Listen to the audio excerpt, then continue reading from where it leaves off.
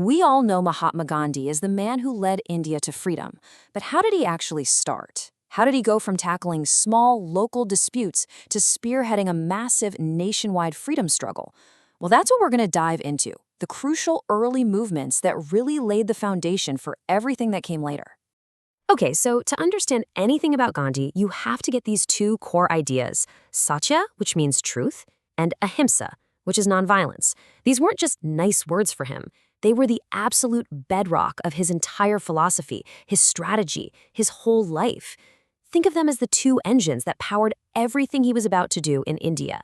All right, here's our roadmap. We'll start with the Mahatma's return to India. Then we'll look at his first experiments with nonviolence, the so-called first satyagrahas. After that, we'll see how things escalated with the Black Act, leading to a tragic turn of events. And finally, what Gandhi himself called his Himalayan blunder. So, picture this. It's January 1915. Gandhi steps back onto Indian soil, and he's not some unknown lawyer anymore. He's a hero. His work fighting racial discrimination in South Africa had made him famous. But he was smart. His political mentor told him, don't just jump in. So he spent that first year just traveling all over the country, observing, listening, and really getting a feel for the situation on the ground before making his move.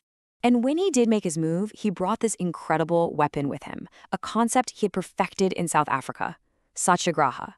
It literally means truth force. Now, it's really important to get this. This is not passive resistance. It's an active, very disciplined form of nonviolent struggle against injustice. It's about confronting your opponent with the force of truth, not the force of arms.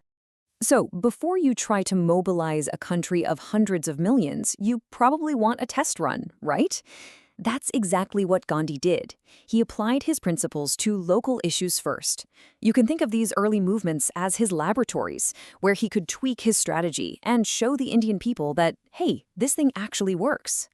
And three places in particular became these proving grounds. First, Champaran in Bihar, then Ahmedabad and Kedah, both in his home state of Gujarat. Each one was a totally different fight, which gave him the perfect opportunity to show just how versatile satyagraha could be. This table really breaks it down beautifully. You can see how he wasn't just a one-trick pony. In Champaran, farmers were being forced to grow indigo. So what did he do? He used civil disobedience and brilliantly got himself onto the official investigation and ended up dismantling the whole corrupt system from the inside. Then, in Ahmedabad, you have mill workers fighting for better wages. Here, he supported their strike and used a new tool, his first ever political hunger strike in India. The moral pressure was immense, and they got a 35% wage hike. And in Kedah, farmers' crops had failed, but they were still being forced to pay taxes. So he organized a non-cooperation movement, a united, disciplined refusal to pay. The government had to back down. 3 different problems, 3 different nonviolent solutions, and 3 major wins. Okay, so with these victories, Gandhi's reputation is soaring. He's the guy who gets things done for the common person. But the next fight wasn't going to be about local taxes or wages. It was a full-blown national insult. After India had given so much to Britain in World War I, instead of getting more rights, they got slapped with a law so repressive it lit a fire under the entire country.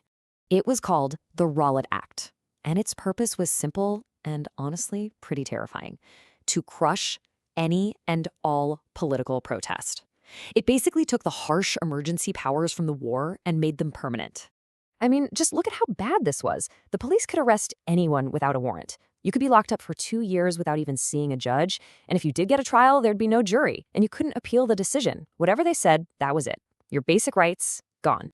The injustice was so obvious that it gave rise to this incredibly powerful slogan that everyone understood. No appeal, no dalil, no vakil. No appeal, no argument, no lawyer. Gandhi called it a Black Act, and he knew he had to respond. This was the moment for his first all-India satyagraha. So he called for a nationwide hartal, a day of strikes, fasting, and prayer. The whole idea was a massive, countrywide, peaceful show of opposition.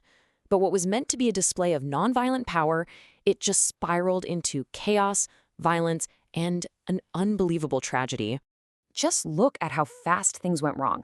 April 6th, the nationwide strike starts. 3 days later, bam, 2 popular leaders are arrested in Punjab and people take to the streets. By April 11th, it's so bad they impose martial law. And then April 13th, the day of the Baisakhi festival, the Jallianwala Bagh massacre happens. Just 5 days after that, a horrified Gandhi calls the whole thing off.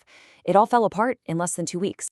The Jallianwala Bagh massacre was a moment that scarred the soul of the nation. General Dyer ordered his soldiers to fire on a peaceful crowd, men, women, and children, who were trapped inside a walled garden. There was no warning. They just kept firing for 10 solid minutes. The cold, calculated brutality of it sent an absolute shockwave of rage and horror across India. In the aftermath, with violence breaking out not just in Punjab but in other places too, Gandhi was deeply, deeply troubled. He had a painful realization. He had asked the country to practice nonviolence, but he hadn't taught them how. He hadn't prepared them. And he publicly admitted he'd made a terrible mistake. His own words on this are just staggering. He said, "I had committed a blunder of Himalayan dimensions." Think about that phrasing. A Himalayan blunder. This wasn't just an apology. It was him completely reevaluating his entire strategy for leading a mass movement. And from this tragedy, he learned 3 huge lessons that would change everything. First, you can't just assume people will be nonviolent. They need to be trained and disciplined in it. Second, you can't run a nationwide protest on hopes and prayers. You need a real structured organization to manage it.